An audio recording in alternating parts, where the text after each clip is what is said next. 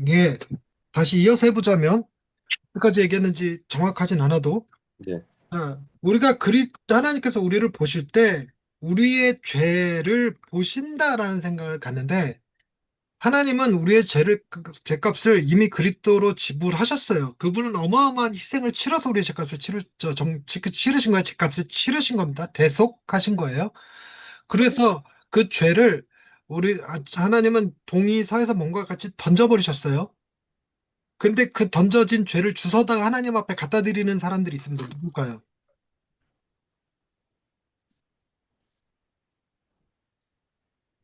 우리가 그래, 우리가. 우리가 계속 주워다 갖다 드려. 그래서 우리는 그것을 스스로 뭐라고 생각하냐면 겸손이라고 생각하는 거예요. 겸손이 아닙니다. 그러니까 나의 행위에 포커스가 맞춰진 것이 그것이 내 죄가 됐던 의가 됐건 나의 행위에 포커싱 된 것들은 다 제대로 복음을 이해하지 못한 거예요. 모든 포커싱은 나를 위해 생하신 그분에게 있어서 그분을 자꾸 들여다보고 그분을 자꾸 내세울 수 있어야 되는데 우리는 그분이 아니라 나를 자꾸 내세우는 거예요. 내 죄가 됐건 내 의가 됐건. 그래서 자기 중심성이 사라지지 않아요? 그래서 저, 내가 말을 잘 하고 싶은데 우리 그 다음 구절을 한번 보십시다. 어, 그 다음 구절 이해본 목사님?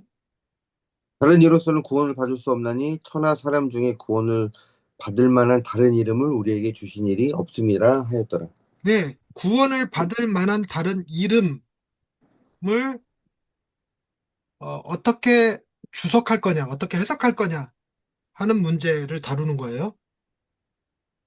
우리가 구원을 받을 수 있는 게 천하 사람 중에 구원을 받을 만한 다른 이름이 없어요. 우리에게는 오직 예수 그리스도 그분 한 분뿐입니다. 한 분뿐입니다. 이 다른 이름 중에 우리가 수시로 내세우는 이름이 있습니다.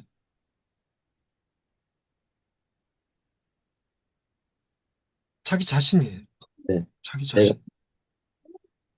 우리는 우리의 행위는 결코 우리에게 구원을 줄 수 없습니다.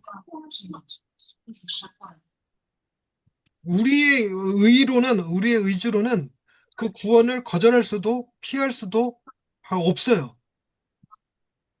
예수 그리스도 그분만이 오직 우리를 구원하시는 분이십니다. 그러니 우리가 죄의 문제에 있어서도 하나님이 우리 가운데 죄가 있을지라도 그 죄가 하나님이 우리를 축복하시는데 우리에게 은혜를 베푸시는데 하등 문제되지 않아요.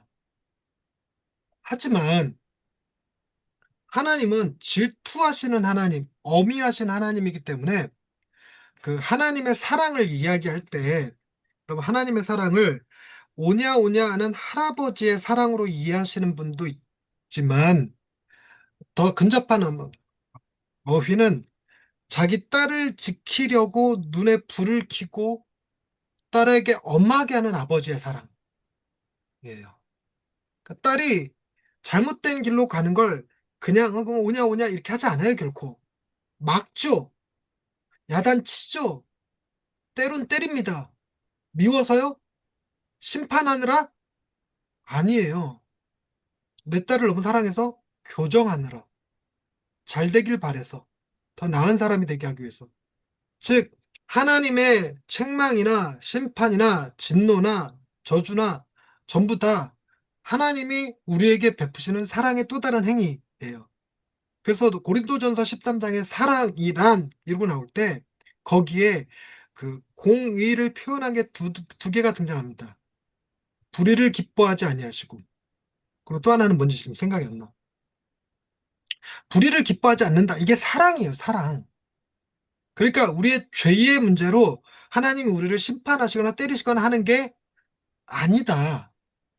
우리를 사랑하시는 거지. 정죄는 없어요, 정죄는.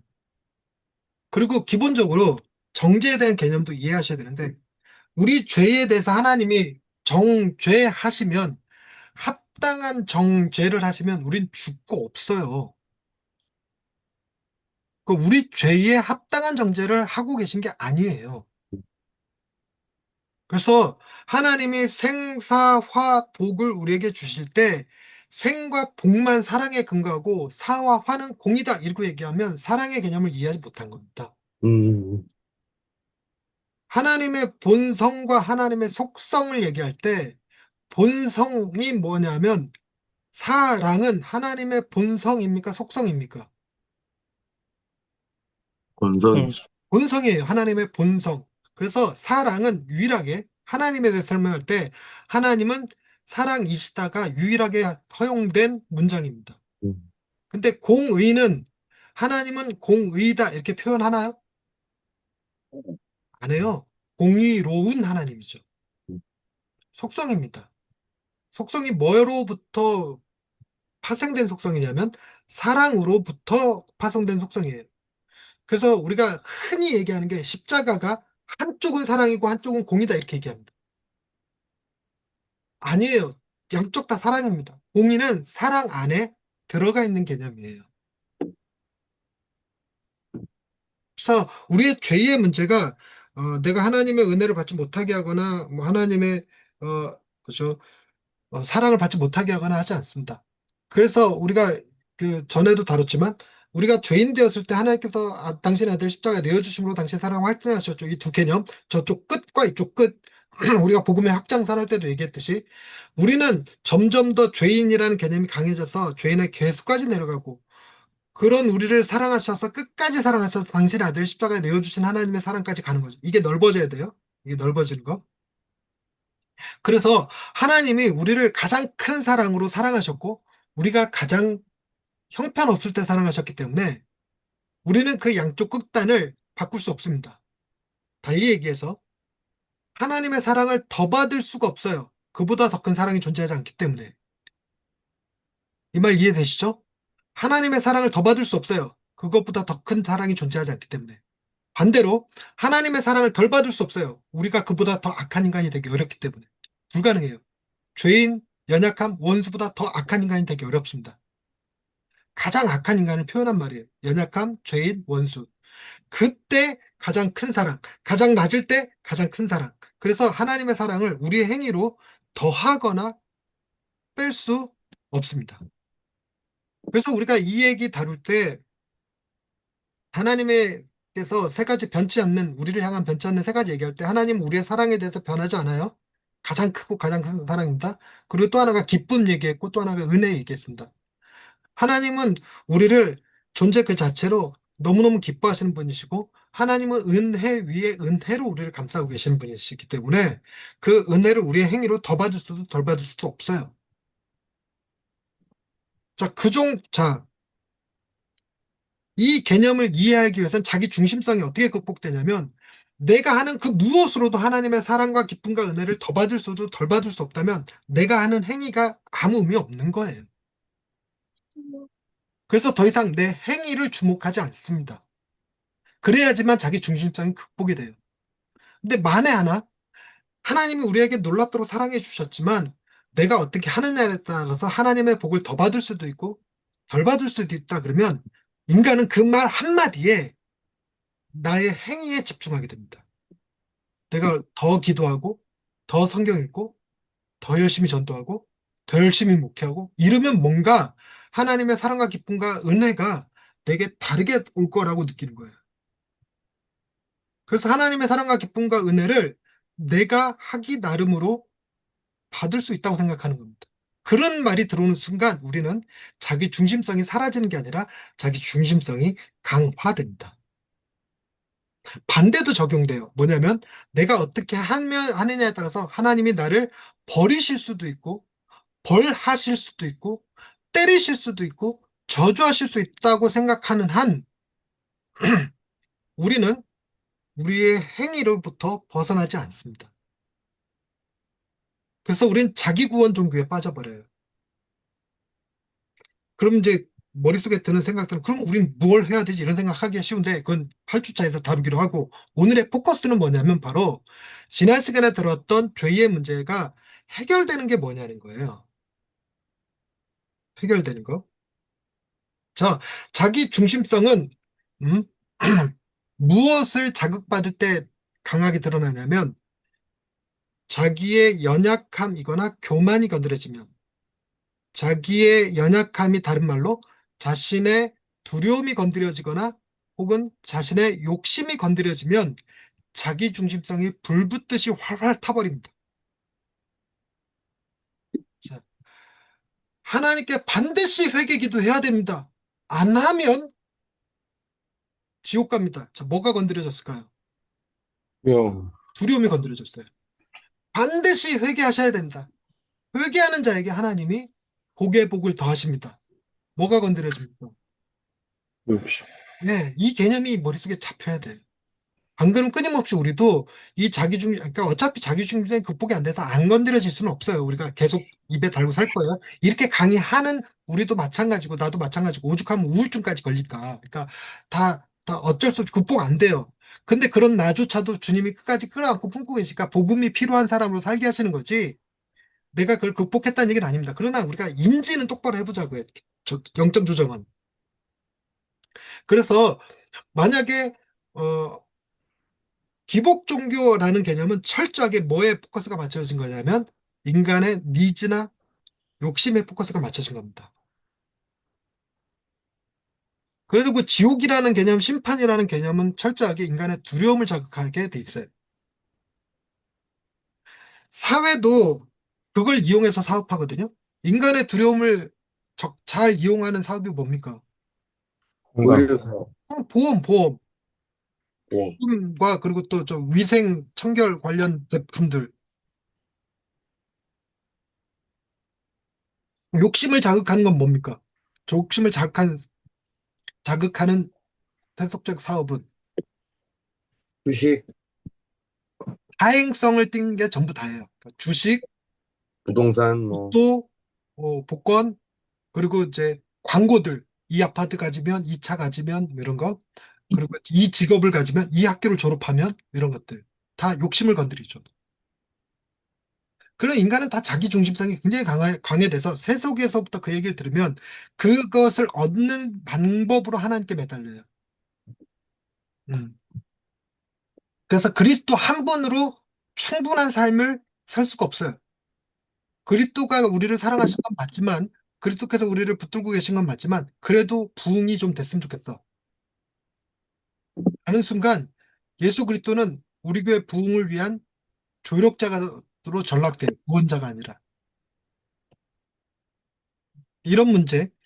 그래서 인간의 욕심과 두려움이 교회 안에서도 뭐죠? 공포 정치와 사행성 심리가 그대로 적용되는 교회들이 부흥을 많이 합니다.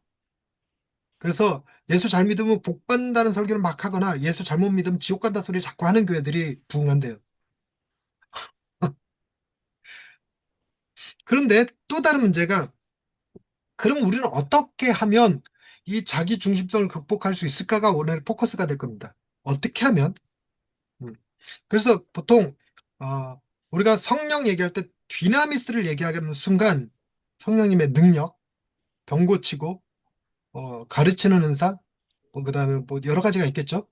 왜 딱히 생각이 안 나지? 잠깐만요.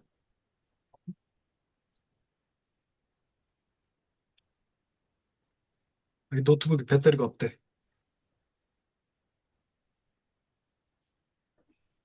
같이 같이 한다 오늘. 자, 그게 맞춰지는 순간 우리는 그 능력을 갖고 싶어집니다. 예쁘게 포장된 언어가 사모합니다. 자, 임대우 목사님이 사모하는 은사는 뭡니까? 저요? 네.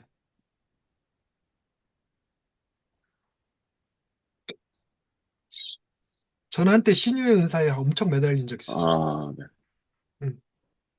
있으면 좋을 것 같습니다. 그러니까 무슨 은사? 네? 무슨 은사가 가장 탐나세요? 저는 신유의 은사. 신유의 은사. 네. 유성룡 목사님은 네, 저 따라하게 되는 것 같은데, 신유의 의사가 응, 성도님들 대할 때, 응, 아, 내가 있었으면 좋겠다. 응, 그거 생각 많이 하거든요. 응. 저는 예전에 이제 우리 딸 문제 때문에 신유의 은사에 미친 듯이 매달린 적이 있었지만 지금은 음, 말씀의 은사. 가르치는 은사. 네. 이게 너무 탐이 나. 어, 그쪽으로 막 욕심이 생겨. 그러니까 뭐가 자극되고 있냐면 우리의 욕심이 자극되고 있어요. 성령의 기름 부으심에 대한 얘기를 하면 늘 언제나 나는 기름 부으심 받았는가? 내게 기름 부으심이 있는가? 그걸 뭐라 그러냐면 성령의 임재가 아니라 성령의 충만을 자꾸 얘기하는 거죠. 성령의 충만. 근데 이게 그런 얘기하는 사람들 다 틀렸다 이런 얘기 하자는 게 아니에요. 0점 조정이니까 극단적으로 표현하고 있는 것뿐입니다. 그래서 성령 충만이 필요 없는 거냐? 그렇지 않아요. 근데 그 워딩들이 다 우리의 욕심을 자극한다고요. 아무것도 염려하지 말고 너희 구할 것을 감사함으로 하는 게 아니 이제 얘기 이게 아닌데. 음. 너희는 먼저 그의 나라와 그의 의를 구하라. 그리하면 이 모든 것을 너희에게 더하시리라. 우리에게 어떤 자극이 생기죠? 뭐든지 자부에 욕심이 건드려져요. 욕심이. 이 모든 것을 더하여 줄 거라고 믿고 뭐 하냐면 그의 나라와 그의 의를 구합니다. 이런 게 굉장히 많습니다. 예수님은 어제나 오늘이나 동일하신 분이시다. 할렐루야. 아멘. 동일하신 분이시다. 그래서 과거에 병든 자 고치시고 무리를 걸으시고 오병이의 기적을 행하시고 물을 포도주로 바꾸신 그 한 예수님이 오늘날에도 동일하게 우리에게 역사하실 수 있다. 우리의 병을 고치실 수 있고 우리의 앞날을 시온의 대로같이 펼치실 수 있고 우리를 물이 변하여 포도주가 되게 하실 수 있고 물 같은 인생 포도주 같은 인생으로 바꾸실 수 있다. 아멘이죠. 전형적으로 뭘 건들고 있냐면 우리의 욕심을 건드리고 있는 거예요. 그래서 이건 자기중심성이 극복되지 않아요, 절대로. 그래서 이제 이 복음 사역에서 이렇게 캐치프레이처럼 나오는 말이 Jesus is useful이 아니고 Jesus is 뷰리풀. beautiful이다 이렇게 얘기하는 겁니다. 그분의 능력이 없다가 아니에요. 그분의 행하신 능력에 포커스가 맞춰지면 인간은 누구나 다 그 능력을 내게도 주옵소서. 그 능력을 나도 받게 하옵소서. 그래서 내가 예수 이름으로 귀신을 내어 쫓고 예수 이름으로 병든 자 고치고 이런 일 하고 싶어져요. 그러다가 듣는 소리가 뭐냐면 내가 더 이를 도무지 알지 못하느니 불법을 행하는 자들아 내게서 떠나가라 소리나 듣는 거예요. 우리는 그 얘가 무슨 저 마술사 시몬 같은 얘도 마찬가지고 뭐 스교야 일곱 아들도 마찬가지고 다 그런 개념인데 우리가 예수 그리스도의 능력을 설교하게 되면 그분이 얼마나 위대한 일을 행하셨는지 그 능력을 설교하게 되면 우리는 자연스럽게 그 우리의 욕심이 반응을 해서 그걸 우리도 받고 싶어지고 우리도 누리고 싶어져요. 그럼 자기중심성이 극복되지 않습니다. 오히려 강화되죠. 두려움도 마찬가지입니다. 기도생활 똑바로 하지 않으면 11조 똑바로 하지 않으면 주일성수 똑바로 하지 않으면 그러고 나오는 워딩들이 다 우리를 두렵게 만드는 워딩들을 쓰죠. 지옥이 얼마나 무서운 곳인지, 하나님의 어미하심이 얼마나 두려운 것인지, 하나님의 진노가 얼마나 큰 것인지, 이런 거 얘기하면. 그래서 뭐죠?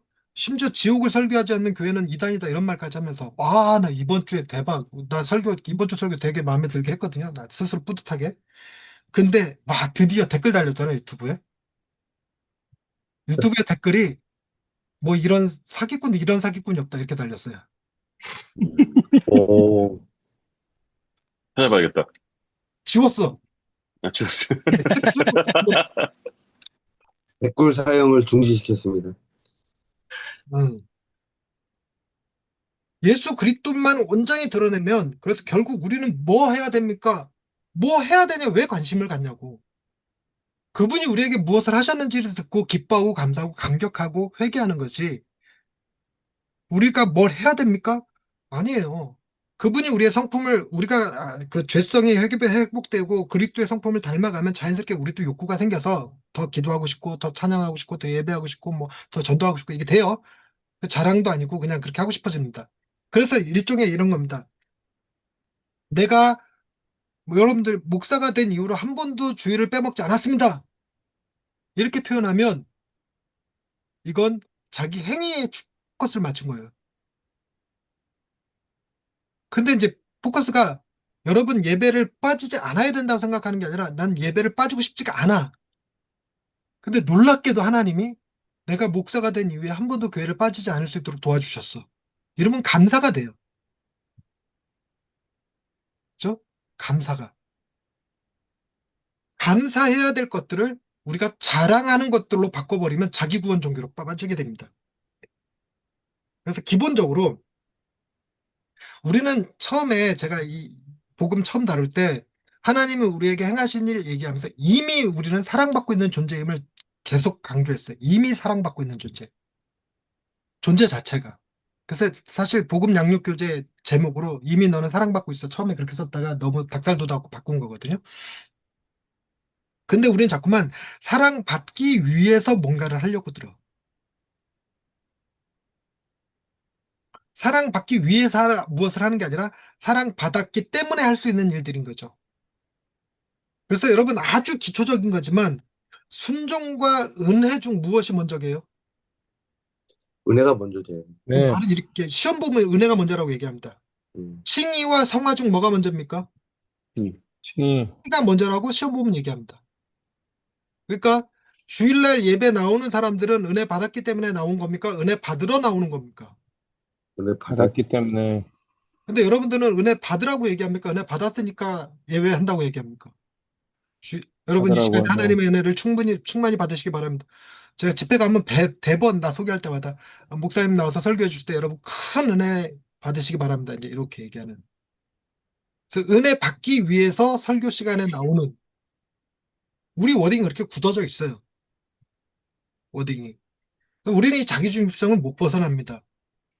그래서 우리는 하나님이 우리를 볼 때 팀켈러가 자주 사용하는 예화인데 받은 은혜에 감격하여 울고 있는 성도와 은혜를 받으려고 울고 있는 성도와 누구의 예배를 하나님이 기뻐 받으실까? 우리는 그 둘을 구분하지 못합니다. 은혜 때문에 울고 있는지, 은혜 받기 위해서 울고 있는지.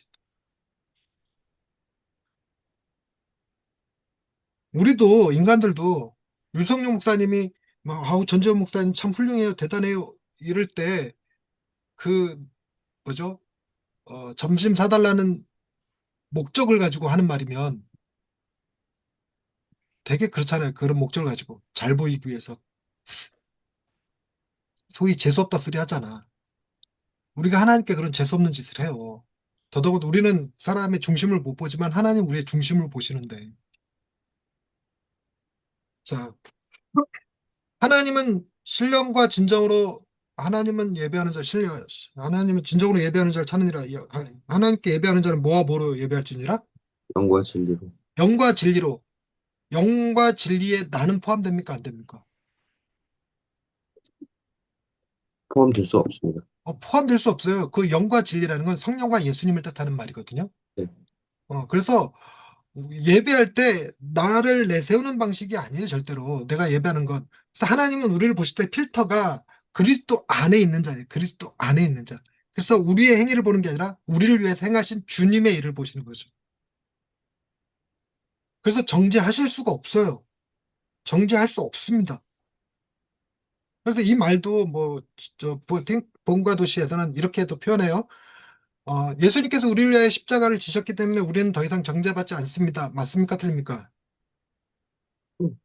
그렇죠. 음, 그걸 틀리다고 표현하는 거야. 음. 정죄받지 않게 하시려고 하나님께서 당신 아들을 주신 거예요. 말이 조금 이상하게 나갔는데 예수님이 우리를 위해 십자가를 지셨기 때문에 하나님이 우리를 정죄하지 않는 게 아니라 하나님이 우리를 정죄하지 않으려고 당신의 아들을 십자가에 내어주신 거예요. 이해가 되셨나요? 그래서 네. 우리가 자꾸만 머릿속에 상상되는 게 그런 게 있어요. 하나님의 심판 때 하나님이 심판관으로 계시고 마귀가 검사로 있고 예수님이 변호사로 존재하는 그 그림. 팀켈러가 그 그림 종종 인용하면서 이거는 비유다 이렇게 얘기해요. 실제로 심판은 누구에게 맡기셨냐면 하나님이 아들에게 맡기셨습니다. 그리고 하나님은 심판하시려는데 예수님이 막아서서 우리가 심판 안 받는 게 아니에요. 하나님이 심판을 받지 않게 하시려고 아들을 내어 주신 거지.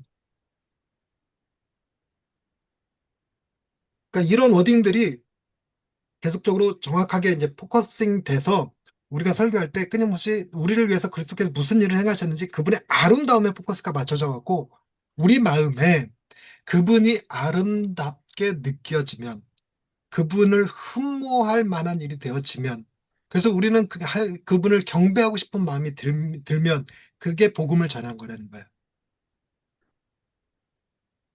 그래서 말씀을 딱 들었는데 아, 내가 이제부터 무엇을 하지 말아야 되겠구나. 이제부터 무엇을 해야 되겠구나. 우리나라 대표적으로 술, 담배, 제사를 안 해야 되겠구나.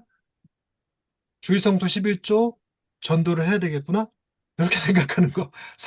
삼류 크리스찬이라고 불리우는 거 있죠. 그런 식으로 흘러가면 결국은 하우투가 됩니다. 대답이. 하우투. 자, 그럼 이런 건 어떨까요? 기도응답 받는 10가지 비법, 10가지 방법, 은혜 받는 10가지 방법, 은혜 받는 특별한 장소, 은혜 받는 특별한 교회가 있다. 이런 말도 틀린 말이 돼버려요. 자, 그래서 어, 이 개념을 이해할 때 7주차 제목 한번 보실래요? 제목? 그럴 때 복음은 비로소 복음을 복음은 나를 해방하고 해방하는 거예요. 그리고 해방. 우리가 우리의 의와 죄, 우리의 선과 악에서부터 비로소 관심이 끊어질 때 비로소 안심이 되고 해방이 돼요. 우리의 죄의 문제든 의의 문제든 성화되어야지. 회개해야지. 여기에 사로잡히는 순간 끊임없이 긴장되고 이렇게 뭐라 그럴까 두려워지고 이렇게 돼요. 그래서 해방이 안 생겨. 그래서 우리 목사님들 늘 그런 생각하고 좀 있지 않습니까? 하나님이 이런 나를 한심하게 보고 있지 않을까? 내가 이 정도 헌신해갖고 될까? 내가 이게 나의 최선일까? 저도 끊임없이 그 생각 들어요.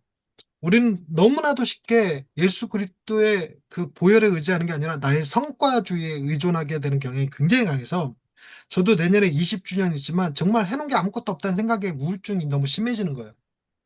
나도 성과주의라는 우상이 있는 거지. 너무 강하게 있는 거지. 우리는 20주년이나 40주년에 아무것도 내놓을 거 없어도 하나님의 사랑은 절대로 줄지 않아요. 아멘. 하나님의 은혜는 절대로 줄지 않습니다. 아멘. 우리 행위 아무 상관없어요. 그냥 우리가 아쉬운 거예요. 더 잘해드리고 싶은데 아쉬운 거. 내가 좀 더 잘할 수 있는데 못한 거에 대한 아쉬움들이 있는 거죠. 있기는 하죠. 자, 그래서 이제 어떻게 우리가 구원에 임하는지 대속의 절정은 다음 주에 다루게 될 거고, 오늘은 복음이 진짜 나를 해방하고, 복음이 나를 변화시키는 것이 어떻게 가능한지에 대한 이야기를 하게 될 것입니다. 한번 들여다보십시다. 류성 목사님, 몸글 한번 읽어주세요. 네, 네. 복음은 나를 죄의 지배에서 해방시키고 예수님의 아름다움에 사로잡힌 삶으로 초대합니다. 우리는 본래 사랑받는 존재로 지음받았습니다. 하나님의 형상에 따라 창조된 우리는 존재 자체로 존귀한 사람들이었습니다. 그런데 죄는 이 진실을 무너뜨립니다. 죄는 단지 잘못된 행동의 문제가 아닙니다. 죄는 우리를 지배하는 권세이며 존재 전체를 묶는 힘입니다. 바울은 로마서 6장에서 죄를 지배하는 주인으로 설명합니다. 우리는 죄를 단순히 피해야 할 실수 정도로 생각하지만 성경은 죄가 우리 삶의 주인이 되어 의지를 조종하고 방향을 뒤틀며 우리로 하여금 끊임없이 나 자신을 증명하게 만든다고 말합니다. 네, 죄가 주인이 된다는 말, 이거를 이해하셔야 될 게 뭐냐면, 아침에 일어나서 나 오늘 죄 지을 거야 라고 결심하는 사람은 아무도 없어요. 우리 중에도 없죠. 그런데 하루 동안 살면서 죄를 짓습니까? 안 짓습니까? 좀 우리의 좋습니다. 의지와 상관없이 죄가 나오죠, 저절로. 이걸 주인이라고 그래. 음. 선은 노력해야 나와. 우리가 저절로 선을 행하지 못하죠. 선이 주인이 되지 못하는 겁니다. 그래서 죄를 극복하겠다, 죄를 넘어서겠다라고 생각하는 것 자체가 어불성설입니다. 그 우스갯소리로 위대한 성인이 그 거의 성화의 최고봉에 도달한 거야.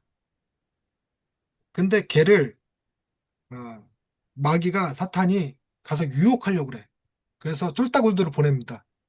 첫 번째가 가서 기도하고 있는 그 성인에게 가서 이 금화 주머니를 흔들었대요. 근데 마음이 전혀 동요하지 않더랍니다. 그래갖고 그 마귀가 야, 얘는 진짜 성화됐구나. 얘는 진짜다. 이랬다는 겁니다. 그랬더니 두 번째 애가 예쁜 여자로 분장을 해갖고 갔어요.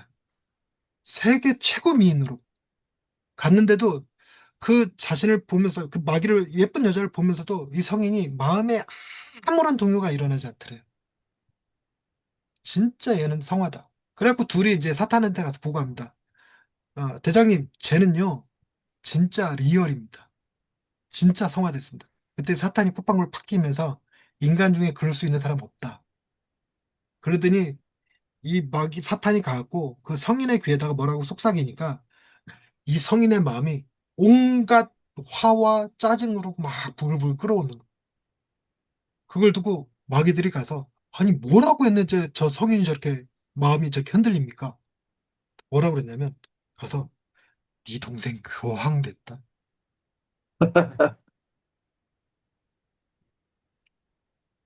또 우리는 죄로부터 전혀 해방할 수 없습니다. 그래서 죄는 우리가 어떻게 노력하면 달라질 수 있는 게 아니라 죄가 나의 주인이에요. 주인.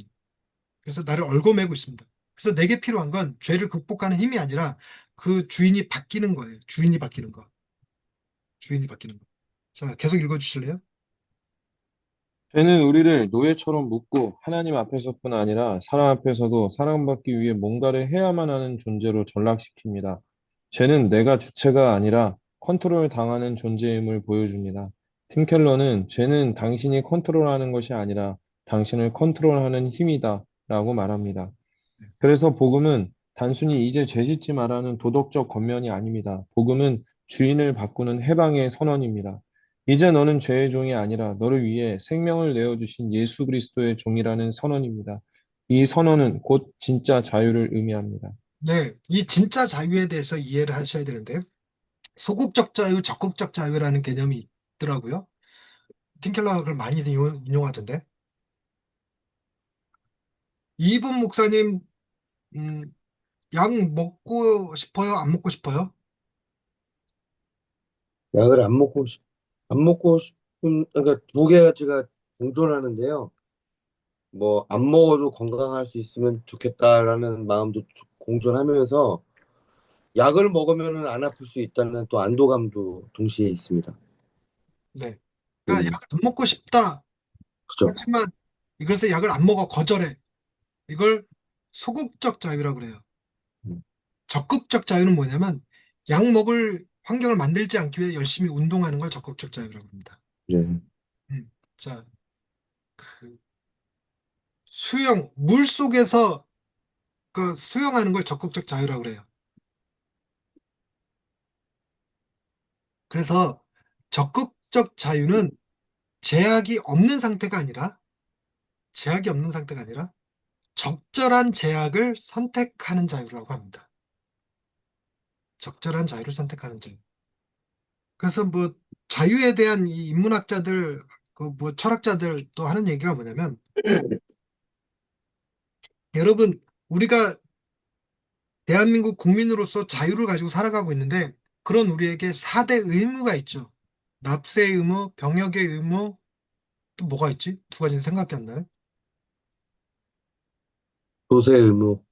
그 납세가 조세잖아요. 아, 예, 예. 있어. 그거 있더니 있어. 근데 나는 자유로울 거야. 이러고 나서 그걸 거부해야 하잖아. 그 많은 사람들이 거부하면 아, 내가 디디고 있을 자유로운 토대가 사라져 버려요. 즉 침략받아서 국가가 없어진다는 얘기야.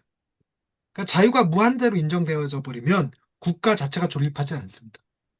그러니까 적절한 자유의 제한이 있어야 진짜 자유를 경험하는 거예요. 그래서 이런 개념이 등장합니다. 우리가 죄인이에요.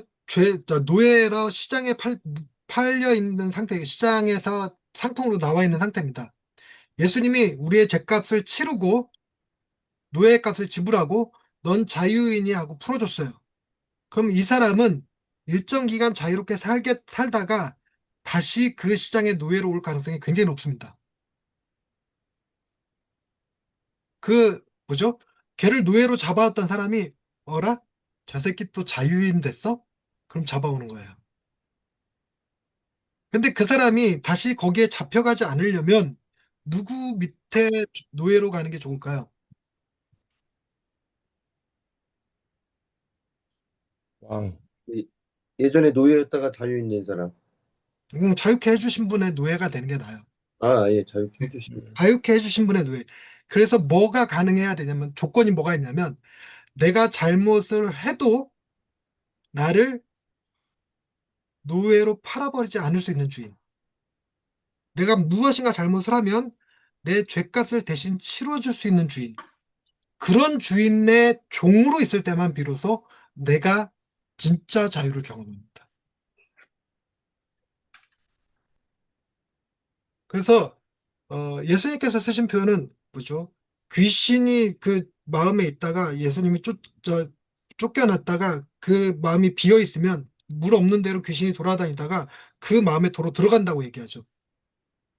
그래서 그 마음이 비어 있는 상태가 되면 안 돼요. 그 마음이 예수 그리스도로 채워져 있어야지. 그래서 귀신이 들어올 공간이 없어야 되는 거죠. 없어야 되는 거.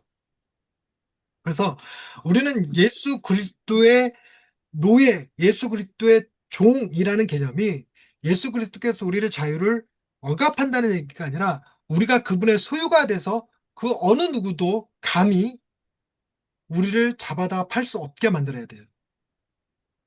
우리가 죄의 문제가 해결되지 않는다면, 우리 스스로 죄의 문제를 해결할 수 없다면 주인이 바뀌면 된다고. 죄를 안 짓는 게 아니라 내 죄를 뭐죠? 심판할 사람들 밑에 있을 게 아니라 내 죄를 대신 담당해 줄 사람 밑에 있어야 된다는 겁니다. 내가 말을 제대로 하고 있는지 모르겠다. 네. 응. 이 개념이 나도 쉽지 않은 개념이긴 해서 우리가 죄를 극복할 수는 없어요. 오호라 나는 공고한 자로다. 절대로 죄를 극복 못합니다. 대신에 죄의 정죄는 해결할 수 있어요.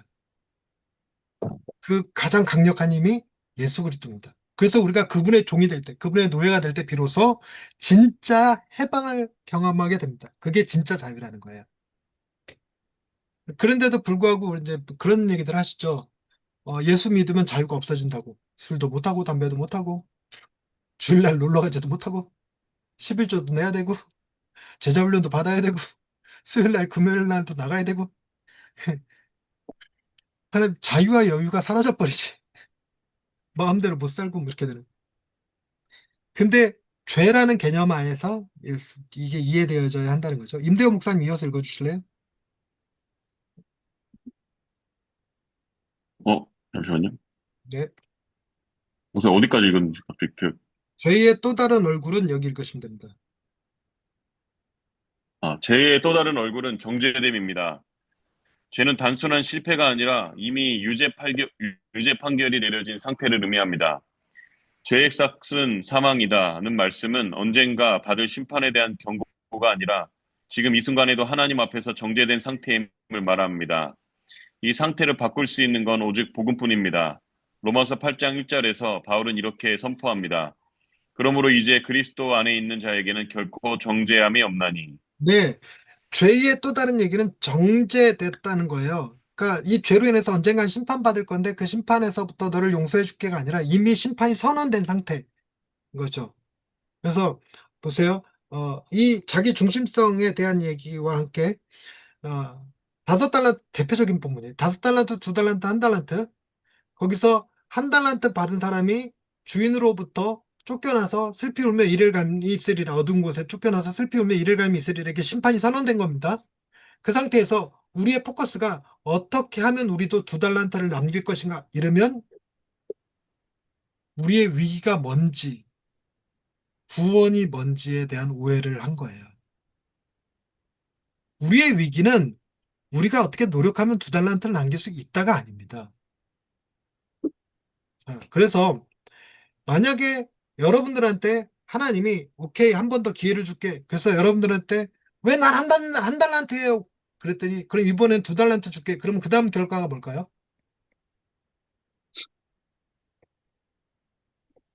2달란트 꼴랑 다 날려먹고 또 쫓겨나는 거예요. 그래도 이번엔 5달란트 줄게. 그 다음 결과는 어떻게 예상됩니까? 또 5달란트 남겨놓고 쫓겨납니다. 우리에겐 뭐 기회가 10번이든 10,000번이든 주어진다고 해서 우리가 나아질 수 있는 길은 없어요. 그래서 1달란트 받아갖고 그걸 땅에 묻었다가 우린 땅에 묻은 정도가 아니라 다 써버린 자지. 그것도 허랑방탕하게 써버린 자지. 1달란트가 6억인가 그렇잖아요. 그래서 허랑방탕하게 써버리고 그리고 뭐지? 이제 희망이 없는 거죠. 쫓겨나서. 그 상황에서 예수 그리스도가 내 자리를 대신하고 내가 그 주인의 아들이 되어서 그 주인의 모든 재산, 1달란트, 2달란트, 5달란트가 아니라 전부 다 그 상속자가 되는 것. 이것만이 우리의 문제를 해결합니다. 우리의 해결법은 2달란트 남기고 5달란트 남기는 게 아닙니다. 자, 1만 달란트 비유해서 우리의 해결법이 뭐는 아니다?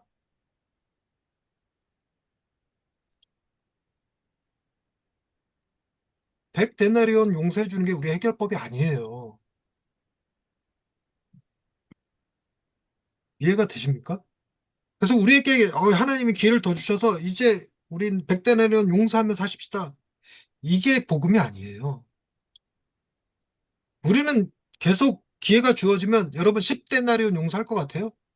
한 데나리온 용서할 것 같습니까? 10만 원? 10만 원 용서됩니까? 한 데나리온이 아니라 0.1데나리온. 만 원은 용서됩니까? 만 원은? 우리는 못합니다. 그래서 우리도 용서하며 사십시다. 이게 메시지가 아니에요. 그렇게 못하는 우리는 어떻게 될까? 하나님의 심판을 받아서 감옥에 갇히는데 그런 나를 대신해서 예수 그리스도께서 십자가에 죽으시고 나는 하나님의 아들이 되는 거지. 그래서 내가 하는 것이 아니라 어떻게 해야 되느냐가 아니라 how to가 아니다. who, 누가 나를 이런 상태에서 구원해 줄 것인가예요. 음. 여러분들은 가족, 형제, 부모, 처자, 형제, 자매, 자기 목숨까지 내어놓고 주님을 따르십니까? 절대 안 그렇죠. 이승훈 목사님 혹시 그러실지도 모르겠는데 이승훈 목사님 목회와 가족 중 뭘 선택하시겠습니까? 둘 중에 하나만 선택하라고. 아유, 뭐 고민하겠습니까? 당연히 가족이죠. 와, 나는 목회라고 얘기할 줄 알고 질문한 건데 내가 복음을 알기 전에 목회였어요. 이혼할지라도 목회였어요. 근데 이제는 생각이 달라졌어요. 가족이 뭐죠? 부모, 가족, 부모, 자식, 처자가 나 절대 포기 못해요. 자기 목숨? 여러분, 우리 목숨 이렇게 쉽게 내올 수 없어요. 그리고 가진 거 모든 거 다 포기하고 날 따르라? 못합니다. 우리 못하는 걸 얘기하신 거지, 그렇게 하면 내 제자가 될 수 있다 이러는 게 아니에요. 그렇게 하면 내가 너 제자로 받아줄게 이런 개념도 아닙니다. 실제로 예수님이 제자로 받아주셨을 때 그런 거 요구하지도 않으셨어요. 그냥 부르셨지. 산에서 이름 딱딱 12명 부르니까 나아오니라 이렇게. 우리가 뭔가 대단한 희생을 해서 목사가 되는 게 아닙니다. 우리는 어, 이미 죄 가운데 이렇게 완전히 사로잡혀 있어서 우리의 방식으로는 절대 해결할 수 없는 상태예요. 우리에게 기회가 10번이 주어지든 100번이 주어지든 우리가 행하는 모든 것은 다 죄뿐입니다. 죄를 그래서 한 글자로 뭐라 그런다? 나, 나, 아, 나라고 그런다. 자, 질문해 볼게요. 류성룡 목사님 회개한 거 죄입니까? 선입니까? 죄입니다. 이렇게 대답할 수 있어야 된다고 고민 없이. 이본 목사님 아내를 사랑한 거 죄입니까? 선입니까? 됩니다. 그냥 죄입니다. 이렇게. 그게 만약에 선으로 인지되는 순간 그것 때문에 구원받을 것 같이 느껴요. 그리스도가 아니라. 그래서 우리가 하는 모든 건 다 죄예요, 그냥. 우리 그걸 근본적 저 내면의 동기까지 뭐 들어가서 우상숭배 문제까지 다 파고들어. 그럼 증명 다 돼요. 어떤 선도 우리는 선을 행할 수 없습니다. 오른손이 한 일, 왼손이 인지가 되는 순간, 알게 되는 순간 다 죄예요, 그거. 우리 악에서 선한 것이 나올 수 없어요. 악한 나무에서, 나쁜 나무에서 선한 열매가 맺힐 수가 없어요, 존재 자체가. 자, 그 다음 읽어보십시다. 인대호 목사님 계속 이어서. 네. 잠시만요. 이 말은 단순한 연구 아닙니다. 어? 잠시만요. 네. 이 말은 단순한 위로가 아닙니다. 영원하고도 완전한 법적 신분의 전환, 곧 칭의를 의미합니다. 우리는 예수 그리스도 안에서 더 이상 자신을 변명하거나 증명하지 않아도 됩니다. 하나님께서 넌 이미 의롭다고 선언하셨기 때문입니다. 이 선언은 누구도 무효화할 수 없습니다. 우리는 복음 안에서 증명하지 않아도 되는 존재, 사랑받기 위해 애쓰지 않아도 되는 존재로 회복되었습니다. 그러니까 이걸 아멘할 수 있느냐는 거예요. 복음은 이거예요. 우리가 뭘 증명하지 않아도 돼요. 애쓰지 않아도 됩니다. 근데 여러분들이 괜찮은 사람이라고, 의로운 사람이라고, 성화된 사람이라고 증명하려는 건 하나님 앞에 증명받으려는 겁니까? 사람 앞에 증명받으려는 겁니까? 우리가 사람 앞에 증명받으려고 해요. 나 아내한테 혹은 가족, 교인들한테, 이웃 동료 목사님들에게 세상의 시선으로부터 증명받으려는 거지, 하나님으로부터 증명받으려는 게 아닙니다. 그래서 복음 안에서 참된 자유라는 책 굉장히 베스트셀러죠. 팀켈러 굉장한 베스트셀러. 바울이 자기는 세상 누구의 판단도 신경 쓰지 않는다. 나의 판단은 오직 하나님만은 하신다. 이렇게 주장한 내용을 가지고 쓴 게 참된 자유라는 책이에요. 복음 안에서 참된 자유. 우리가 그거 놓치는 순간 우리 자유를 잃어버려요. 설교 잘하는 목사, 목회 잘하는 목사, 뭐 이렇게 유명한 목사, 저 기도하면 병 고치고, 저 설교하면 다 뒤집어지고, 이런 목사가 되고 싶어 하는 건 세상에서의 증명받고 싶은 거지 하나님 앞에서가 아닙니다. 하나님 앞에서는 이미 의롭다고 선언됐어요. 선언, 법정 용어예요, 법정 용어. 예수님은 칭의라는 말을 쓰지 않으셨거든요. 양자라는 말도 쓰지 않았고요. 근데 헤브라이즘 문화는 법정 문화가 아니기 때문에 그건 신학 문화죠. 헤브라이즘 문화는 신학 문화고 종교 문화고 헬레니즘이 법정 문화예요. 그래서 헬레니즘은 그 안에서 사용되는 모든 통용되는 언어가 법적인 용어를 많이 씁니다. 그래서 그 법적인 용어를 가지고 복음을 설명하느라고 바울이 칭의, 양자 이런 표현들을 쓰는 거예요. 우리는 양자란 말을 바울이 썼지만 예수님은 그냥 우리에게 뭐라고 하냐면 하나님을 뭐라고 부르라? 아버지라고 부르라고 그랬어요, 그냥. 아버지라고 부르는 게 아니라 너 하늘에 계신 우리 아버지라고 그냥 선언해 버리신 거죠. 난 예수님이 하신 말씀 중에 부활하신 후에 예수님 그래요. 마리아에게 너는 가서 내 하나님 곧 너희 하나님, 내 아버지 곧 너희 아버지께 간다 하라. 이렇게.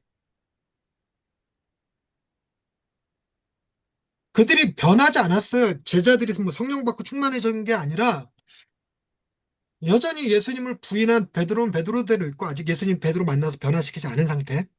그리고 제자들이 무서워서 마가의 다락방에서 문 걸어 잠긴 상태. 그래서 예수님이 부활하신 걸 아직 믿지도 않은 상태에서 예수님이 뭐라고 하냐면 나의 하나님 곧 너희 하나님, 나의 아버지 곧 너희 아버지 이래 버려요. 선언입니다. 선언 그냥. 그러니 우리가 뭐 예수로 회개하고 그 성령으로 충만하고 기름 부음 받고 그러고 난 다음에 생겨나는 결과가 아니라는 거죠. 그래서 결코 정죄함이 없습니다. 그리고 이미 의롭다고 칭의, 예수님께서 행하신 일로 이미 의롭다고 칭의 받았기 때문에 이것은 절대로 변화되지 않아요. 그럴 때 비로소 우리는 내가 변명하지 않아도 되고 나를 증명하지 않아도 된다는 생각이 들 때 비로소 자유와 여유가 생깁니다. 근데 복음은 바로 그걸 얘기해요. 우리는 더 이상 나를 증명하지 않아도 돼요. 나는 더 이상 사랑받기 위해 애쓰지 않아도 됩니다. 우리 자녀들도요, 제 딸이 척추 장애를 가지고 있어서. 근데 우리 딸이 그렇게, 나는 우리 딸을 보고 이 요물이라고, 요물. 그렇게 이쁨 받을 짓을 해. 얼마나 애교도 많고, 뭐, 연신 다르려 들어가고, 막 끌어안고 뽀뽀하고, 이거 엄청 하거든요, 우리 딸이. 그때 아내랑 진지하게 우리 둘이 얘기한 게 뭐였냐면, 얘가 사랑받으려고 애쓰나? 이랬어요. 자기 몸에 장애가 있으니까 엄마 아빠로부터 사랑 못 받을까 봐 그게 겁이 나서 저 사랑받으려고 저짓하나? 그래갖고 우리 둘이서 하영이 앉혀놓고 진지하게 물었어요. 너 혹시 엄마 아빠 사랑 못 받을까 봐 겁나서 그러니? 하고 물었던 적 있어요. 우리 부모도 그렇게 생각하잖아. 하나님이 우리가 하나님 당신의 사랑을 받으려고 애쓰고 있다. 그거 기특하게 볼까? 아니에요.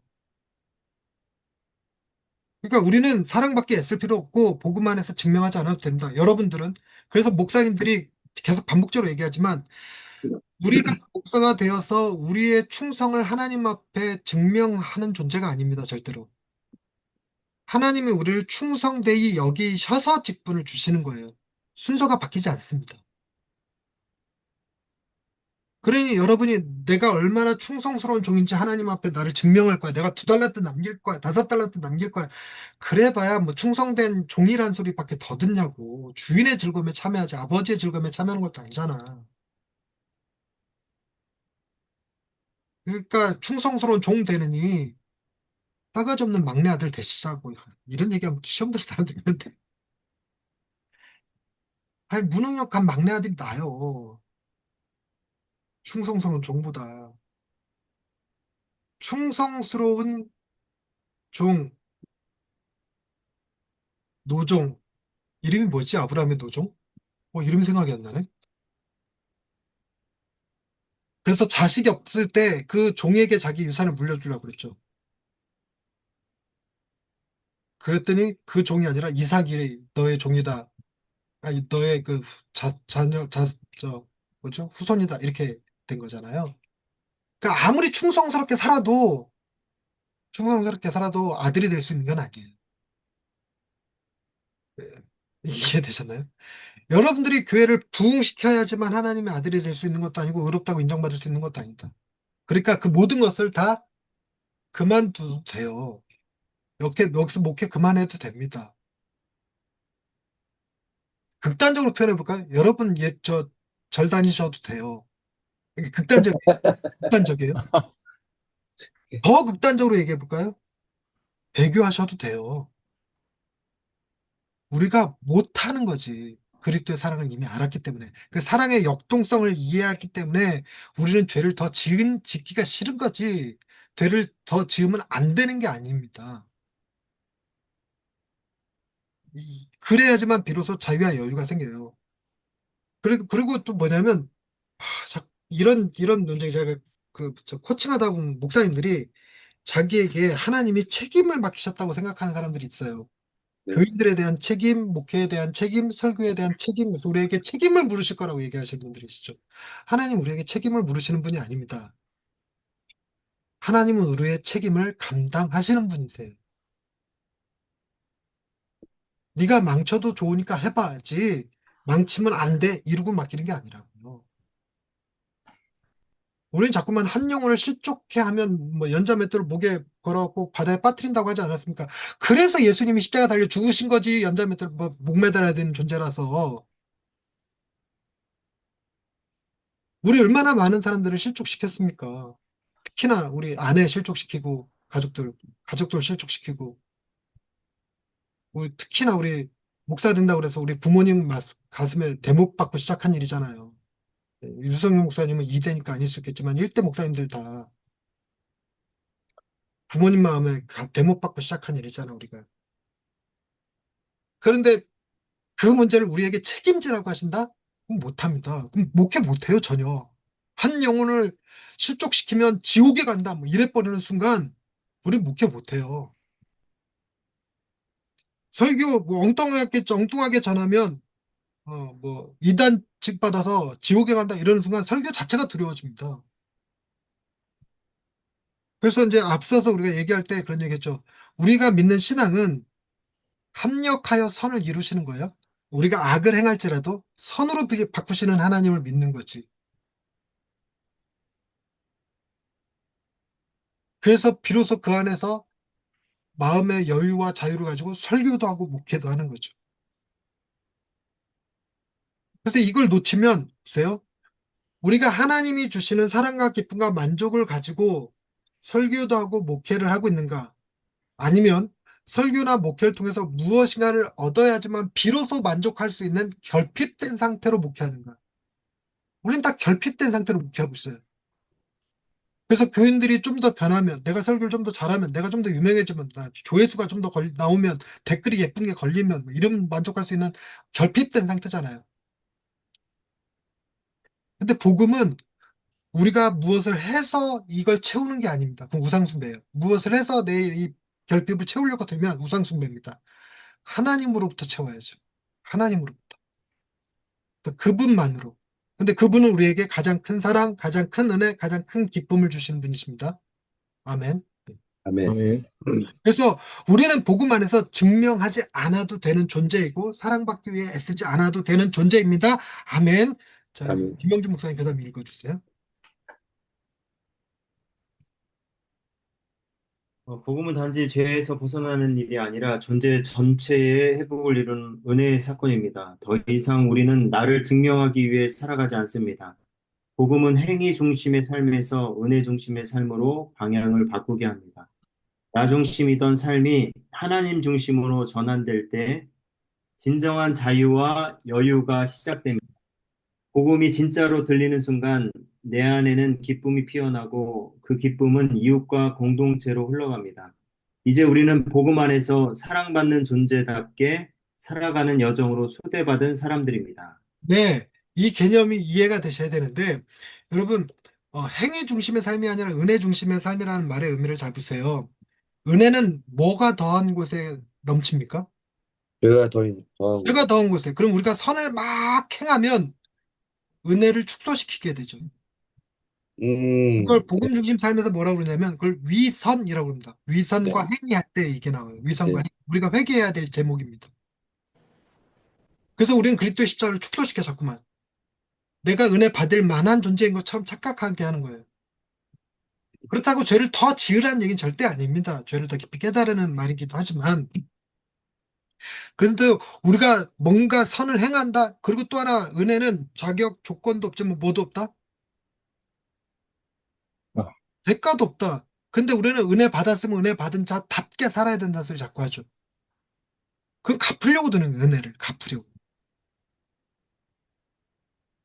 그럼 은혜를 은혜로 받지 않겠다는 뜻이지.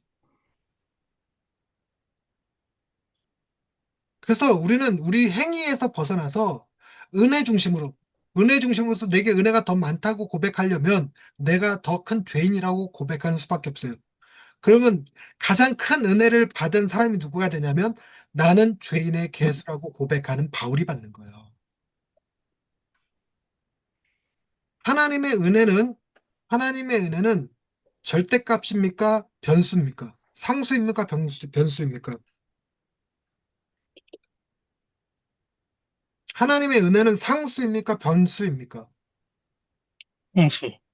상수죠. 이게 헷갈리시면 안 되는데. 네. 상수예요. 근데 그 크기를 가늠하는 방법은 내가 낮아지는 방식밖에 없어요. 내가 얼마나 낮아졌느냐에 따라서 은혜가 얼마나 크냐가 결정되죠.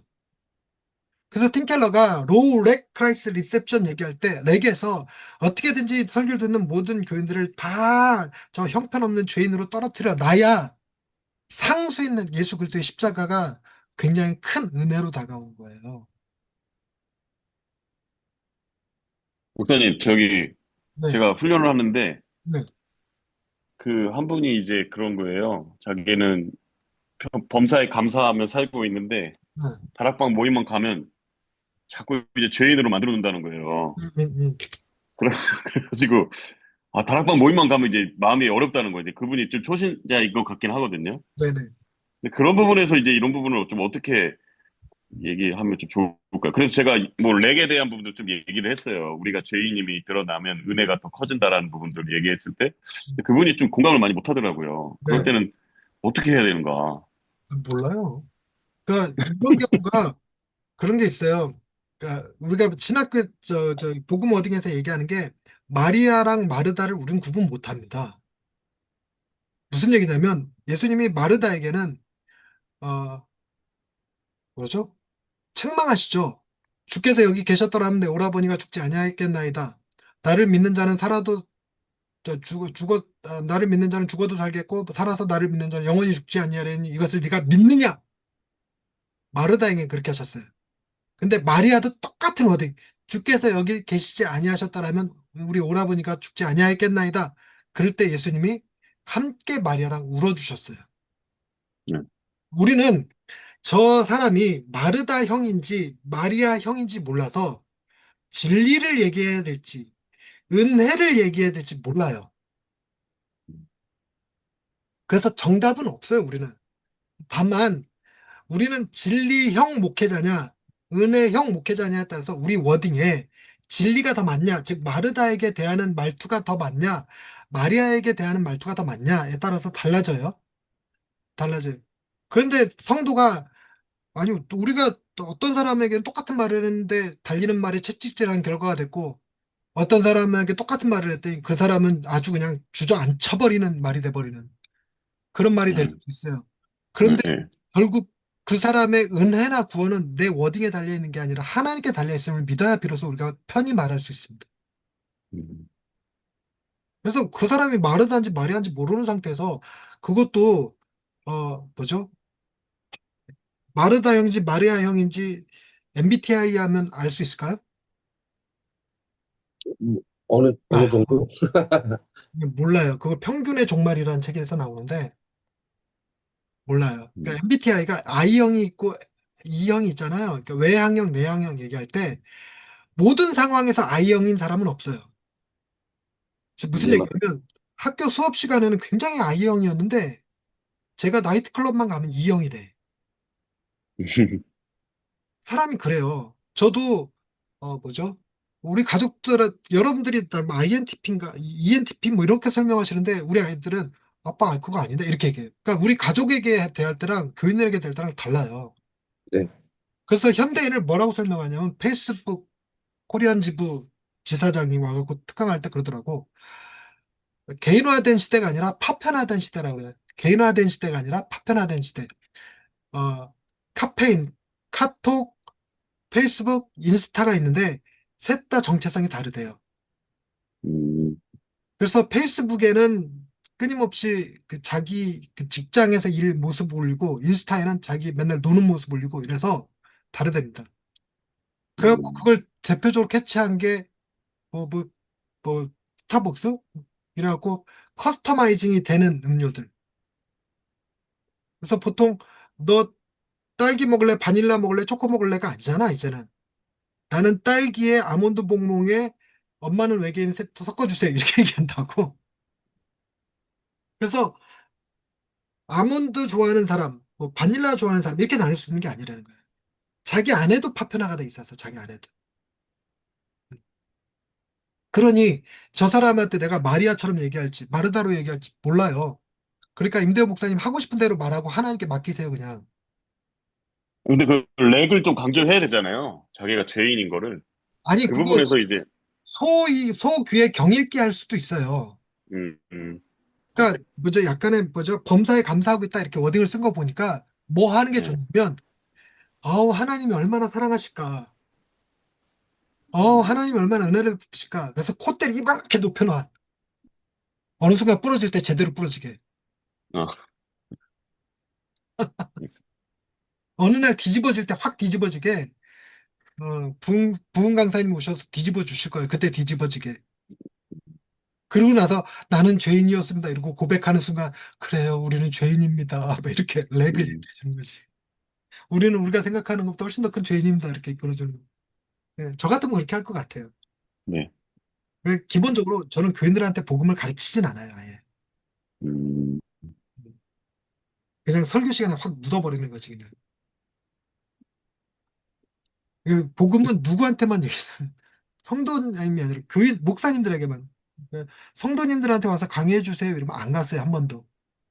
어, 이거 성도님들한테 들으면 목사님들 피곤해지십니다. 목사님이 들으셔야 됩니다. 근데 이거 뭐 어차피 이거 교인들이랑 하라고 만들어 놓고 내가 이런 말 하는 게뭐 말이 안 되는 소리긴 한데 어쨌든 저는 그랬어요. 자, 알겠습니다. 네. 그다음 음, 그다음 김영준 목사님 계속 읽어주세요. 모든 좋은 이야기에는 영웅이 등장합니다. 절망의 순간에 나타나 모든 걸 바꾸고 구해내는 인물. 그 영웅이 이야기의 절정과 감동을 만들어냅니다. 복음도 마찬가지입니다. 인류가 죄와 속박, 정죄 가운데 있었을 때 우리에게는 반드시 구속자가 필요했습니다. 네, 그런데 이 이거 영웅, 그 캐대헌 보신 분, 케이팝 보다 데몬, 말았어요. 안 보셨구나. 케이팝 데몬 헌터스에 이 영웅이 등장해요. 진우라고, 저승사자, 사자보이즈 리더. 안 보셨다니까, 공감대를 만들지 못하겠네. 지나가십시다, 그러면. 영웅이 등장해요. 영웅이 중요한 거지, 방법이 중요한 게 아닙니다. 그래서 한국 동양적 스토리와 서양적 스토리가 다른데 서양적 스토리는 대개 키다리 아저씨가 등장해요. 동양적 버전에는 늘 신선이 등장합니다. 그래서 신선이 문제를 해결해 주는 것이 아니라 해결 방법을 가르쳐 줘요. 근데 서양은 키다리 아저씨가 나타나서 문제를 해결해 버립니다. 그래서 뭐죠? 빨간 망토를 쓴 소녀 이야기에서 소녀가 늑대에게 삼켜지잖아요. 그게 동양식 버전으로 오면 늑대와 싸워 이기는 법을 가르쳐 줍니다. 예수님은 우리가 죄와 싸워 이기는 방법을 가르쳐 주는 동양식 버전입니까? 아니면 죄를 주님이 대신 싸우시고 우리에겐 승리를 안겨주시는 영웅으로 등장하는 서양식 버전입니까? 서양식 버전이죠. 서양식 버전이에요. 예수님 우리에게 죄와 싸워 이기는 방법을 가르쳐 주는 게 아니라 죄를 우리가 극복하지 못하니까 그 정죄감을 없애버리시는 분이지. 자신의 몸으로, 목숨으로. 그래서 우리는 영웅을 얘기해야 돼, 영웅. 그게 진짜 영웅, 우리의 완전한 구속자. 자, 계속 읽어주시겠어요? 이승훈 목사님이 그 다음 이어서 읽어주시겠어요? 그런 맞아요. 그분은, 그런데 이 구속자는 아무나 될 수 없습니다. 인간을 대표해야 하니 반드시 참 인간이어야 하지만 단지 인간만으로는 부족합니다. 죄를 이길 수 있는 대리인이 필요했습니다. 그래서 하나님께서 예수님을 보내주신 것입니다. 우리의 진짜 영웅 완전한 구속자로 말입니다. 네. 성경은 여기 예수님이 하나님으로서 죄의 문제를 해결하신 게 아니라 인간으로서 죄의 문제를 해결했어요. 그 얘기는 인간의 대표자가 되어서 죄의 문제를 해결하셨다는 겁니다. 그래서 그분이 승리가 곧 우리의 승리, 우리 팀의 승리, 인간 팀의 승리, 이렇게 되는 겁니다. 네. 그래서 우리가 챔피언이라고 말할 때 우리의 대표 얘기하고 구약에서 다윗이 골리앗을 물리칠 때 다윗이 골리앗을 물리침으로 이스라엘의 승리, 와봐라. 이스라엘 승리가 오죠. 그 다윗이 그리스도를 예표한다고 표현하는 거죠. 계속 이어서 읽어주세요. 성경은 예수님이 삼위일체 하나님의 두 번째 위격이시며 완전한 하나님이자 완전한 인간이심을 선포합니다. 예수님은 삶과 피를 지닌 진짜 인간으로 오셔서 우리처럼 사시고 예루살렘 밖에서 로마의 십자가에 못 박혀 죽으셨습니다. 네, 계속. 그분은 원래 심판받을 필요가 없는 분이셨습니다. 철저히 하나님께 순종하며 살아가신 완전한 의인이셨으니까요.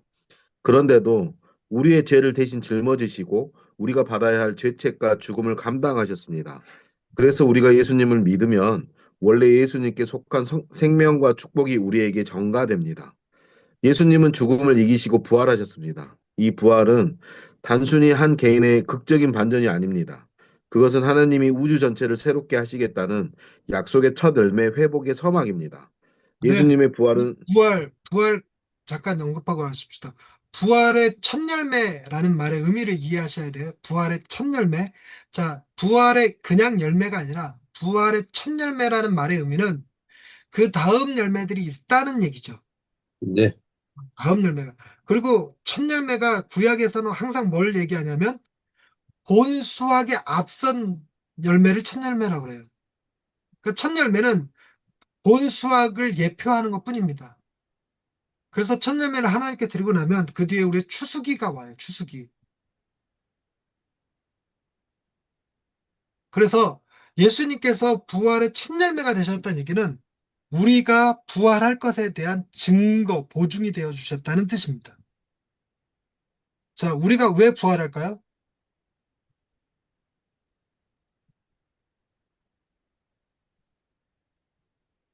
대답이 안 나오면 어떡해. 우리가 왜 부활할까요? 예수님이 부활하셨으니까. 그러니까 이렇게 답이 나와야 돼. 이렇게 계속 갑시다. 예수님의 부활은 새 창조의 첫 조각이다. 두 분 안에서 온 우주는 다시 빚어질 것이다. 이 구속은 단지 나 한 사람을 살리는 사건이 아니라 온 피조 세계가 회복되는 거대한 이야기의 절정입니다. 그래서 우리는 진짜 영혼, 진짜 구원자, 진짜 메시아이신 예수님이 필요합니다. 사람들은 종종 자기가 스스로 뭔가를 구원하려는 메시아 증후군에 빠지지만 진짜 메시아는 오직 예수님 한 분뿐입니다. 그리고 우리는 예수님을 닮아가기 이전에 먼저 그분을 경배해야 됩니다. 우리는 먼저 예수님을 본받으려 애쓰는 것이 아니라 그분의 아름다움에 사로잡혀 따라가게 된다고 팀 켈러는 말합니다. 내 안에 착한 것이 흐를 때조차 그것을 내 의로 삼지 말아야 합니다. 진짜 선함은 그리스도께서 하신 일이 우리를 통해 흘러나오는 것이며 복음은 그 안에 숨어 있는 자기 중심성을 드러내고 치유하십니다. 결국 겸손은 나를 잇는 것이고 구원은 오직 예수님께서 이루신 일로만 성립된다는 걸 고백하게 됩니다. 우리는 자기 죄를 이길 수 없고 구원도 스스로 만들 수 없습니다. 그래서 나의 의가 아니라 주의 의를 입어야 합니다. 우리를 사로잡고 있는 자기 중심성, 우상 숭배, 가부족, 성향 같은 죄의 본질은 오직 예수님만이 해결할 수 있습니다. 지저스 이스 유스풀이 아니라 지저스 이스 뷰티풀. 예수님은 유용한 분이 아니라 아름다우신 분입니다. 우리는 자주 예수님 이 문제 해결해 주세요, 복 주세요, 기적 일어나게 해주세요라고 기도하지만 그 중심에 여전히 내가 있을 수 있습니다. 하지만 복음은 유행함이 아닌 아름다움에 대한 이야기입니다. 죄 없으신 분이 나 같은 죄인을 위해 기꺼이 죽으셨다는 사실만으로도 그것은 말로 닿을 수 없는 아름다움입니다. 사람은 진짜 아름다움을 보면 자기를 초월하고 싶어집니다. 예수님의 아름다움을 보면 그 사랑에 빠질 수밖에 없습니다. 그래서 복음은 결국 기승전 예수로 귀결됩니다. 왜냐하면 답은 예수님밖에 없기 때문입니다. 우리는 예수님 옆에 있는 존재가 아닙니다. 예수님 안에 있는 존재입니다. 성경은 우리가 그리스도 안에 있는 자이며 그분의 몸에 붙은 작은 지체라고 말합니다. 새끼손가락처럼 혹은 평소에 잊혀지는 네 번째 발가락처럼 보잘것없어도 그분 안에 있으면 그분의 생명과 능력이 내 안에 흐르게 됩니다. 복음 중심의 삶은 나를 드러내는 삶이 아니라 예수님만 드러나기를 바라는 삶입니다. 결국 우리의 고백은 이 한마디입니다. 예수님밖에 없습니다. 네. 이 기승전 예수가 되지 않으면, 그래서 말이 좀 또 반복되는데, 그리스도 중심적 설교가 되지 않으면 100% 자기 중심성이 강화되는 설교예요. 그 어떤 설교도 예수가 결론으로 등장하지 않으면 우리의 자기 중심성을 누르거나 억누르거나 극복할 수 있는 방식으로 절대 작동할 수 있는 그 어떤 것도 존재하지 않습니다. 어떤 것도 존재하지 않아요. 그래서 예수 그리스도의 아름다움에 매료되지 않으면, 아, 내가 뭘 하지 말아야 되겠구나, 뭐 해야 되겠구나, 이번 주에 뭐 헌금을 더 해야 되겠구나, 헌신을 더 해야 되겠구나, 뭐 부흥에 참여해서 기도 열심히 해야 되겠구나, 이런 자기 중심성이 강화됩니다. 근데 더 무서운 건 이게 죄라는 사실을 알지 못한 채 이게 의라고 선이라고 생각해요. 위선과 행위에 그냥 쩌들어 버려요. 예수 그리스도밖에 모르는 사람이 돼요. 근데 우리 교인들이 그게 가능한가? 저는 불가능하다고 생각해요. 근데 복음만이 하실 수 있는 얘기겠지. 우리 워딩이 설교가 기승전 예수를 안 하는데 예수 그리스도가 경배 받으실 분으로 나오는 게 아니라 예수 그리스도가 우리가 본받아야 될 분, 우리가 따라야 될 분 이런 식으로 등장하는 순간 우리가 그분의 제자가 되십시다 이러는 순간 자기 중심성이 건드려진다는 사실을 인지를 못하는 거예요. 복음은 자기 중심성을 뛰어넘어야 되는 거예요. 그래서 오직 뭐만이 우리의 자기 중심성을 뛰어넘냐? 그리스도가 아름답게 비춰지는 것밖에 없어요.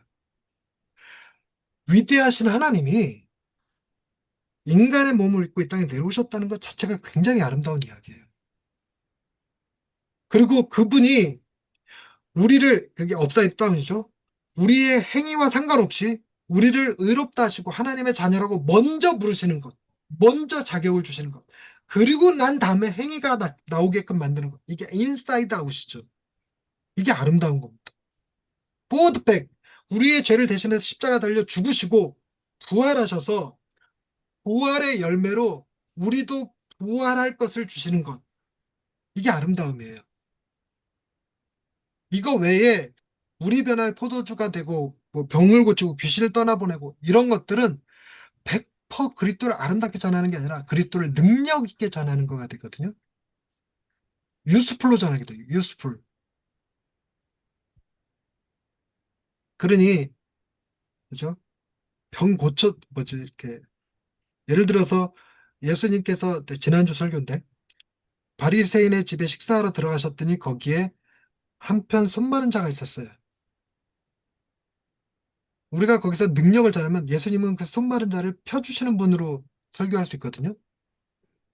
근데 아름다움으로 전하면 거기 들어가면 예수님이 뭐죠? 저들의 친 덫에 함정에 빠지는 거라는 걸 알면서도 한편 손 마른 자를 만나 구원하시기 위해 들어가시는 예수. 그 모함을, 위험을 무릅쓰고 가시는 예수.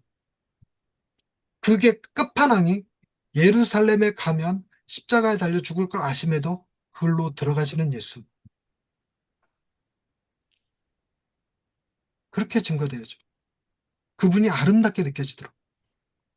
그래서 주님 내 손도 펴 주시옵소서 이렇게 가면 안 되고 그래서 우리가 손 펴주기 위해서 기도를 어떻게 해야 되고 뭘 어떻게 해야 되고 이런 방식이 아니고 우리가 주님 앞에 나와 오는 것이 아니라 그것도 그래요. 주님 앞에 나가십시다. 이 한편 손 마른 자처럼 주님 앞에 나가는 것이 중요합니다. 안 그래요? 한편 손 마른 자가 주님 앞에 나온 게 아니라 주님이 한편 손 마른 자를 찾아오신 겁니다. 모함인데도 불구하고.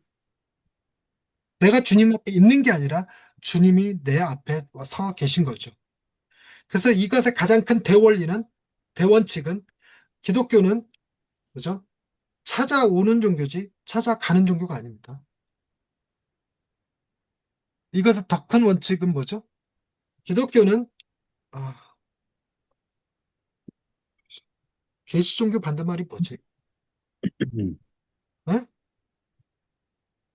우리 계시 종교에 하나님께서 열어서 보여주셔야지만 알 수 있는 종교예요. 그걸 계시 종교라고 하는데 우리가 무당 같은 거를 지금 이 단어가 생각이 안 나네. 참, 저 고저로 표현하거든요. 고저. 그러니까 낮은 기독교 말이 이상한데? 고등 종교, 하등 종교. 고등 종교. 응. 고등 종교, 하등 종교 얘기할 때 하등 종교가 인간의 욕심을 이용해서 인간의 어떤 행위를 통해서 신의 능력을 차용하는 걸 하등 종교라고 그래요. 대표적인 게 무당이죠. 구태 갖고 귀신의 능력을 받는 거. 그걸 하등 종교라고 그래요. 기독교는 대표적인 고등 종교인데 거기에 인간의 행위가 끼어들면 하등 종교 돼버려요.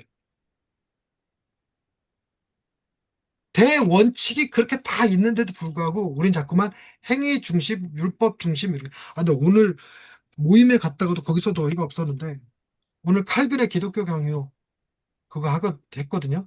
첫 번째 하나님은 누구신가? 우리는 누군가? 그거 하는데 우리는 절대로 하나님을 알 수 없고 우리는 절대로 선을 행할 수 없는 존재다. 하나님만이 온전히 우리의 선함이 되신다. 그런 내용이에요. 그런 내용인데 그걸 나누면 하는데 목회를 하다 보니까 이 기초가 중요하더라고. 기초가. 구구단을 못 외우는 사람한테 기하학을 설명하려니 안 통하더라. 그래서 기초를 가르쳐야 된다. 그래서 율법을 가르쳐 줘야 된다. 이렇게 결론이 나더라. 어, 이게 말이야, 방금. 뭐라고 말도 못하고, 그냥 꿀먹은 벙어리처럼 딱 왔는데, 아니, 그렇게 하나님 앞에 우리가 할 수 있는 게 아무것도 없다고 해도 율법을 가르쳐야 된다고 결론이 나는 게 이상하지 않나? 네. 그게 기초다, 이렇게 얘기하는데, 와, 동의할 수 없었어요. 우리는 예수님밖에 없는 분이에요. 율법의 의로는 절대로 우리가 선해질 수 없습니다. 자, 본문 요약. 시간이 너무 오바돼 버렸네. 죄송합니다. 본문 요약, 선교사님 읽어주실 수 있나요? 네. 복음은 단순히 죄의 용서를 넘어 우리를 죄의 지배로부터 해방시키고 정죄 없는 존재로 회복시키는 하나님의 능력입니다. 죄는 단순한 행동의 문제가 아니라 삶 전체를 지배하는 권세이며 우리 존재를 노예처럼 묶는 힘입니다. 죄는 사랑받기 위해 무엇인가를 끊임없이 증명하게 만들며 나 자신이 주체 라는 착각 속에서 우리를 점점 더 깊은 절망으로 끌고 갑니다. 복음은 이 지배를 깨뜨리는 선언입니다. 너는 더 이상 죄의 종이 아니다. 예수 그리스도는 우리의 죄를 대신 짊어지시고 죽으셨으며 부활하심으로 새로운 삶의 시작을 여셨습니다. 우리는 이제 증명하지 않아도 되는 존재로 이미 하나님께 의롭다는 선포를 받은 사람입니다. 정죄에서 해방된 이 선언은 누구도 무효화할 수 없는 완전한 복음입니다. 뿐만 아니라 복음은 예수님의 아름다움에 사로잡히는 삶으로 우리를 초대합니다. 예수님은 단지 유용한 분이 아니라 죄를 위해 자신을 내어주신 놀라운 사랑 그 자체이십니다.